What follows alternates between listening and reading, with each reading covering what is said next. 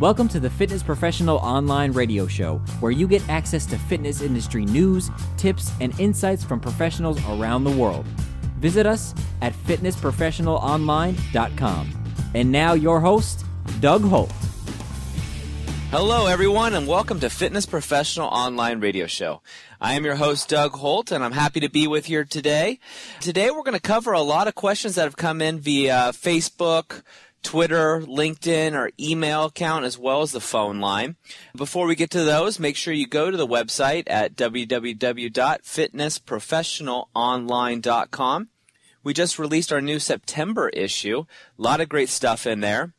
If you're interested in contributing, please let us know. I'd be happy to get you the information that we have for that, and our editorial team will get back to you as soon as possible. We have gotten a lot of requests from authors and fitness professionals, as well as doctors, chiropractors, and nutritionists, and we appreciate that. A lot of great content coming out. We're releasing new content every week, as well as our feature issue each month on the 1st. September's, I think, is a great issue, some great features, and really good departments. In fact, maybe I'm a little biased because I wrote one of the features that was approved, so thank you to the editorial team for giving me a shot at that. Lots of great events coming up, and if you listen to our last episode, you know also that Doug Balzerini's got an event coming up in October, so again, I'm going to encourage you all to come out and see that one. And next week, we'll be talking about some more events on the radio show just to keep you posted. But without further ado, of course, we want to get to the questions that you, the listeners, have submitted to us, and to also thank you for those iTunes ratings. Those iTunes ratings help us get found by other professionals in the industry like yourself, and we appreciate your honest reviews. And if there's anything that we can do better, of course, let us know. So, the question coming in now that I have for us is from Lynn via LinkedIn. She sent it via our LinkedIn account. And Lynn asks, I'm new to the fitness field, though I've been working out most of my life. Do you have any suggestions for me? Well, Lynn, that's a pretty broad question, but let me try to do the best I can with that. Entering the fitness field and working with clients isn't exactly like working with yourself. Obviously, you have the dedication to do it yourself, and that's great, and you know your body.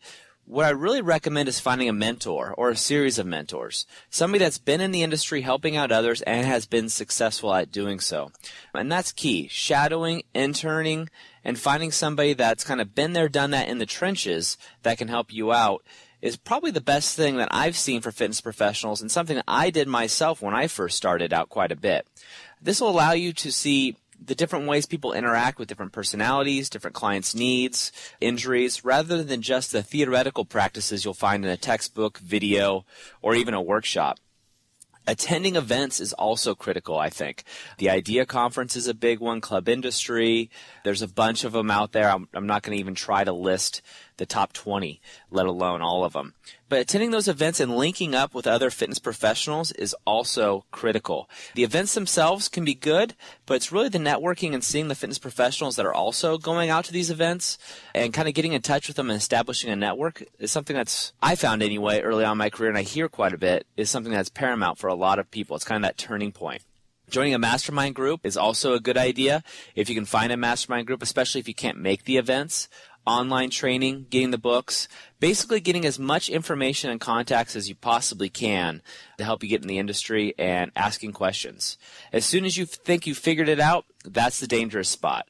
You know, you'll hear this from a lot of people. I think I've heard Mike Boyle talk about this before, who's somebody I really respect.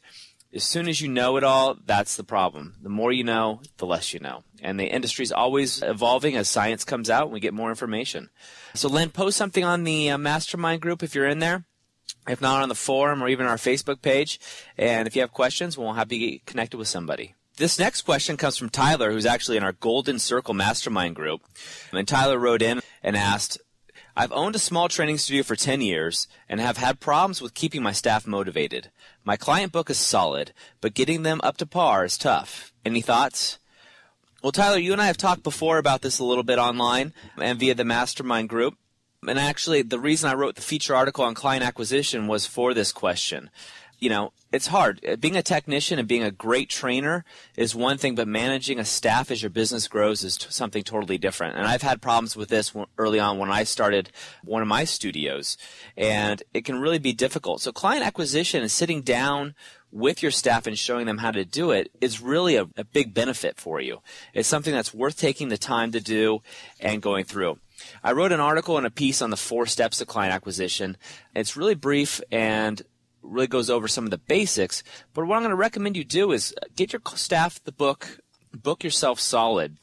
Sit down with them and go through the exercises in that book for about maybe a month or 2-month period.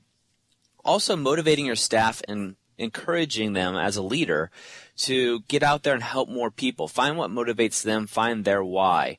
As Aaron Descharnes wrote in the Simon Sinek piece in our feature a couple months ago, finding the why is really critical and really critical for most fitness professionals and trainers. And with dealing with the staff, you really have to be the leader. Have compassion for them and have their best interest in mind is by far the most important aspect. If you love them and treat them like they're your family, they're going to love you back. And that's really what it is. It's hard running a business. At least it can be hard, and most people find that to be difficult. It can be a thankless job. But really connecting with your staff and spending some time with them and making them part of your family and helping develop them is critical. Everybody likes to feel like they're developing and learning more, and so really invest that time with your staff. And Tyler, if you have any questions, there are a couple people, Rick and Cinder in particular, in the Golden Circle that I'd love to connect you with. They've really done a great job with the leadership aspect of that and motivating their team towards not quite sales, but at least client acquisition aspects. Jamie left us a message on our phone line at 805-500-6893 and said, "Hi guys, I love what you're doing. I'm glad the radio show is back on the air." We are too. "I run a club in Florida and have taken over the marketing. What should I know about SEO?" Well, SEO is going to be the same for a fitness professional, a club owner, as it is for any other business. Everybody talks about Google. Of course, Google had the big Panda update a little while ago, which freaked people out.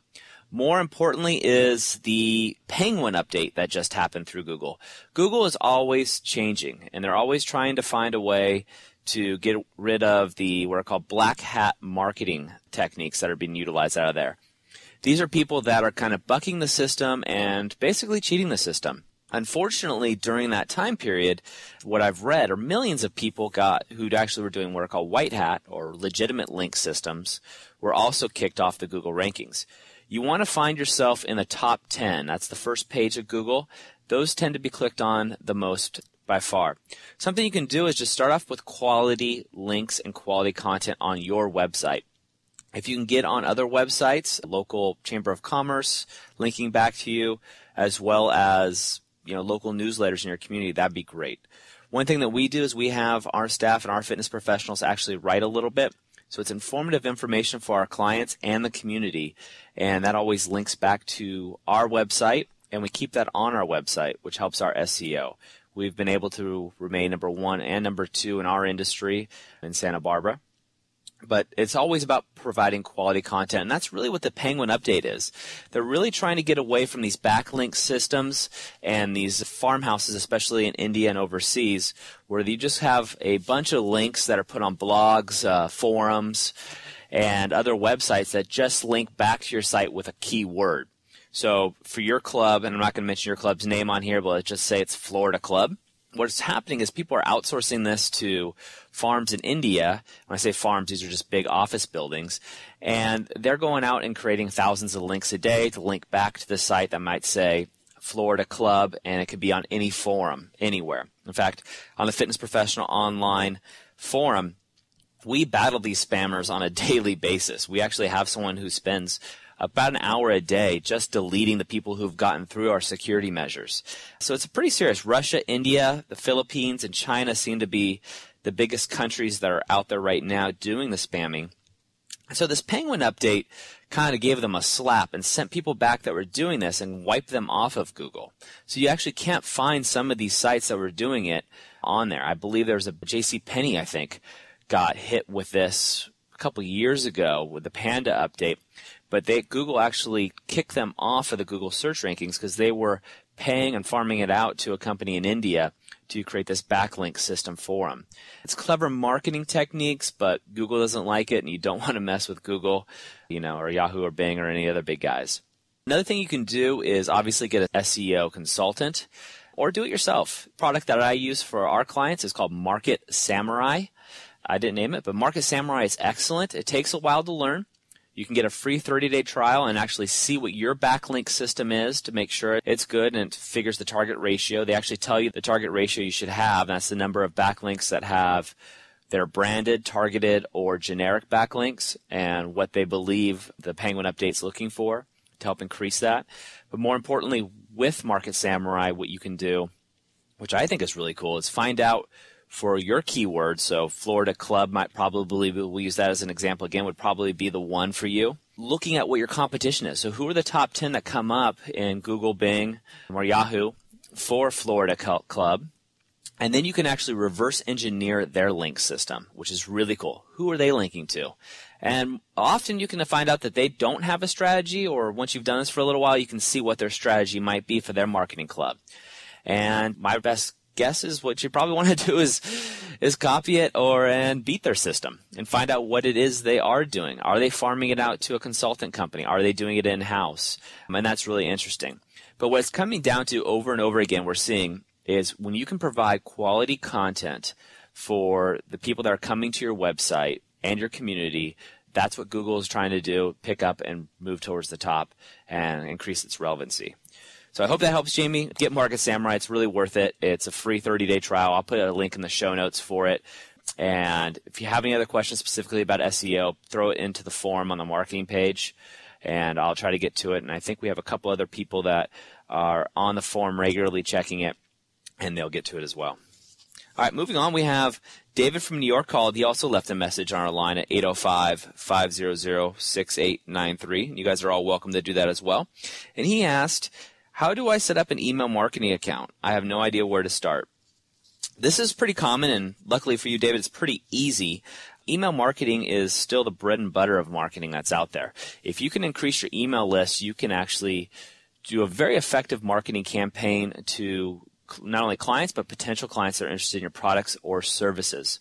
So some of the basics or some of the big people to go for. If you have Google, you can use MailChimp. You can use MailChimp regardless. And that's always free for 2,000 emails. So if you have more than 2,000, you will pay. But MailChimp, I believe for everybody, is always free for 2,000 or less. And that's a great way to start. I like the MailChimp interface as well as the analytics that it provides. Another great one is Constant Contact. Constant Contact links with a lot of the systems and has a good API in there. You have iContact. See, AdWeber's very popular with internet marketers or internet businesses that want to set up auto emails. Also touted quite a bit because they do have an affiliate program. But those are some basic ways to start. And I don't recommend sending emails directly from your own email account. So if it's david@yahoo.com or david@mygym.com or whatever it is, I don't recommend doing that. I recommend using one of these third-party services like MailChimp. Better spam filters, people can unsubscribe, subscribe whenever they want to, and it allows them a little bit more control. I know myself, I subscribe to a ton of newsletters, don't get a chance to read them all, but I do like having the ability to manage my preferences on how frequently I get them. Once you've actually got on there, I'm going to use MailChimp as the example for this for you, David. Once you get onto a MailChimp account or any other one, they have templates that are on there for you that you can use. So it could be a straight text email that you can send out after you've uploaded your contacts. And they also have great tutorials, of course. Or you can use one of the templates that actually has pictures and images in there. And most of them have a database of pictures that you can utilize or upload your own. And you want to make the emails as personal as possible. Unless you're doing a mass product that you're sending out to a lot of people, which I'm guessing you're not based on this question, you want to make it as personal as possible so people get the chance to know you, your products, your services. And I highly recommend following the 80-20 rule. That's 80% content, only 20% promotion.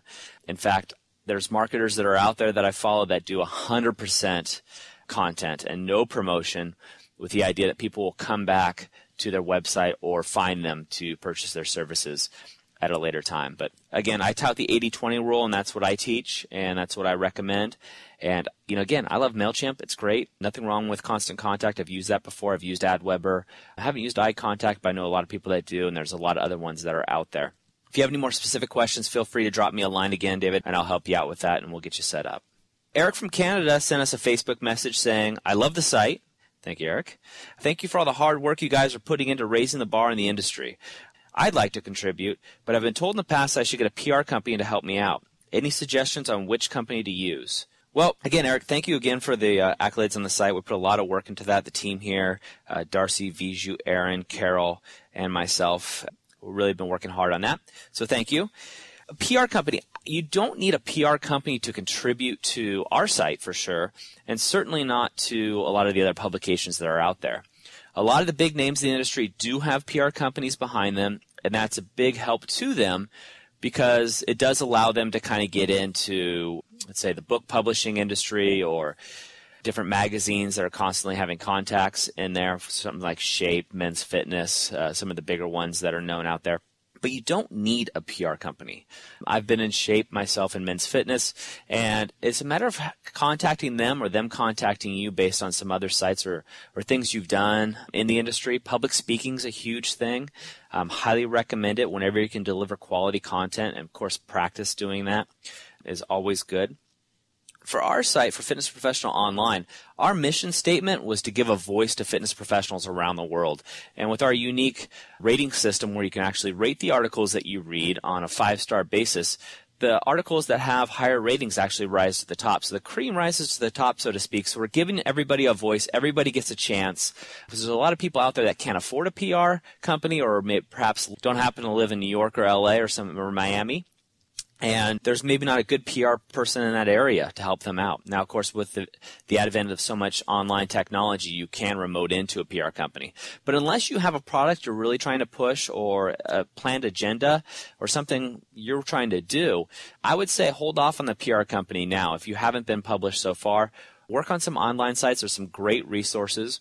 If you're trying to target other fitness professionals or share your knowledge, we'd love to hear from you and talk to you and submit some of your content to our editorial team. And eventually, if that gets approved, you can actually submit content on your own to the site and that go through our whole editorial process. You'll want to talk to Darcy for that, and that's Darcy at fitnessprofessionalonline.com. I mean, if you're trying to get to some of the big print media publications, often they use the same writers, you'll notice, or they'll use somebody that's actually touting a particular product. And a lot of that has to do with the marketing companies that are out there. But you can also contact them. I mean, there's nothing wrong with just shooting an email or picking up the phone and making a call. And that's a great start. But again, if you want to get your information out to the industry, send it to us. As long as it's not promotional, we don't publish promotional content. But if it's content that you truly want to just get your name out there and start writing and sharing with other people and helping to grow the industry, then we'd love to hear from you. The last one we're going to go over today, let's go with Vince. He called and also left a message on our line at 805-500-6893 and asked, thanks for the advice on the forum. I found a number of websites that have info about me on them, and not all of it's accurate. Is there a way I can control what's posted on the internet? Well, Vince, there's a lot of ways you can go about this. I'm going to assume that the information posted about you on the internet is fitness related since you called in on our line. But you can't control what's posted on the internet. But what you can do, and this is kind of a tip that everybody should be doing that's listening to this, is Google has a thing called Google Alerts. Google Alerts is a really cool system. So when we monitor, for example, Doug Holt, anytime somebody posts Doug Holt on the internet, I get a Google alert. So it's an email that comes to me, and I do it for once a week, and it gives me a summary of all the times my name is appearing on the internet. And this is only the websites that are crawled. There are other websites that this won't pop up on, like Facebook and some of the other ones that are set to no crawl or no follow links. But mostly, whether it be, let's say, a local newspaper or a magazine article comes out that's posted on the internet or republished, I get a summary of every time my name pops up. Now, I can't control what's said on those, but if there is some misinformation, and it does happen quite a bit, I can contact them and ask them to correct that. And I've never had a problem with anybody correcting any of the information that was either misquoted or misstated, whether it be something I said or something about our business, or even use my name and I actually had no affiliation with it, and it should have been somebody else getting the credit for it. So Google Alerts are great. You can also set Google Alerts for your business, and we do that I run Santa Barbara Fitness Magazine. We'll do that for that as well as Conditioning Specialists and a few other ventures that we have. And we're just always monitoring those to see what's going on. Companies have been doing this for a long time. If you want to invest a lot more money into it, there's products called like Vocus that are out there in the industry, or not in our industry, but out there in the market, that are much more robust and therefore more expensive. Google Alerts is free, which fits in everybody's budget. But Vocus has a much more robust system to monitor your brand. But it sounds to me, Vince, like what you're looking for is just simply setting up a Google Alert. Make sure you put quotes around your name. And I'm not going to list your last name here. But put quotes around your name so it only picks up your exact name and any variations of your name that you might be known by. I know you have a nickname, and you might want to use that. But maybe you want to also use your business. And I'm guessing that's a big point from what you're going for here, is to find out what's being said about you and your business and monitoring that and making those corrections. I hope that helps, Vince. And all of you that called in that I wasn't able to get to, I apologize, but I've sent emails to everybody already, so we'll get to those maybe in the next show or hopefully privately. But that wraps it up for us here at Fitness Professional Online Radio Show. Big thanks to Darcy, Aaron, Viju, Carol, and of course RJ, our audio engineer, putting this all together and making me sound hopefully a little better than I do. I hope you guys have a great rest of the week. Please go online to fitnessprofessionalonline.com. Sign up for our newsletter so you get the updates. We have a lot more information in our newsletters to help you out than we are able to put on the radio show. Make it a great week. Thank you for listening to the Fitness Professional Online Radio Show. You can share your thoughts and join the discussion on this episode by going to our website or on facebook.com/fitproonline. Let us know what you'd like to hear on future shows. And please feel free to contact us via email or give us a call at 805-500-6893. We look forward to hearing from you.